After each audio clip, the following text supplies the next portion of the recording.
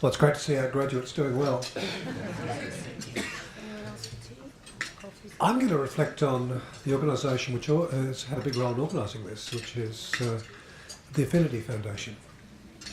I encountered them a couple of years ago, and I was struck by their generosity of spirit and their tolerance. Well, it was more than tolerance, actually. It was actually the active embracing of diversity.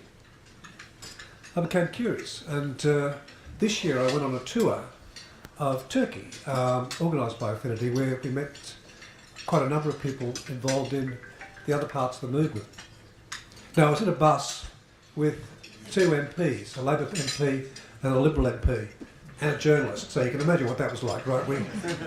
Within a day, we'd worked out that the key question we needed to answer was, why are these people so nice?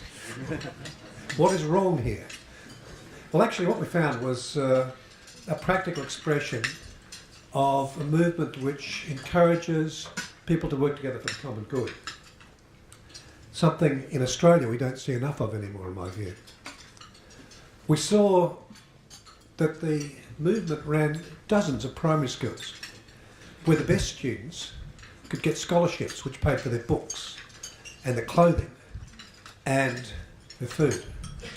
We saw a system of high schools which they ran. Many of the Hizmet activists are actually maths teachers. These high schools preached and practiced excellence and provided access to universities. The movement itself also ran universities. Fateh University, which is one I'll be visiting later in the year. Some of these universities were teaching hospitals. There was a string of hospitals. He's starting to get the picture about how cooperation can actually lead to an extraordinarily influential organisation. And so it went on. We discovered that in fact there was in fact an aid organisation. Now I will sure my friends at my table will tell me immediately if I got their pronunciation wrong. Kimsi Yok Mul.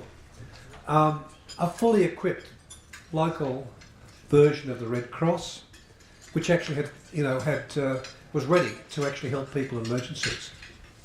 Beyond the universities, the movement actually turned out to actually somehow, we couldn't quite work it out, ran Turkey's fourth largest bank and its largest circulation newspaper. So we're talking about significant influence, all derived from a movement which has actually got very basic philosophy, which is help others and move forward. And I think my reflection is that we can learn from the approach that Affinity and its related groups in the movement are taking. We make progress through education and encouraging people to be educated, encouraging people to actually fulfil their potential. We seek peace and friendship through dialogue, the sort of thing we're doing tonight, talking to each other, breaking bread, rather than yelling at each other over fences. So that's my reflection for the night. Being a journalist, I could have been incredibly negative, but I thought, no. I thought I'd end on a positive note.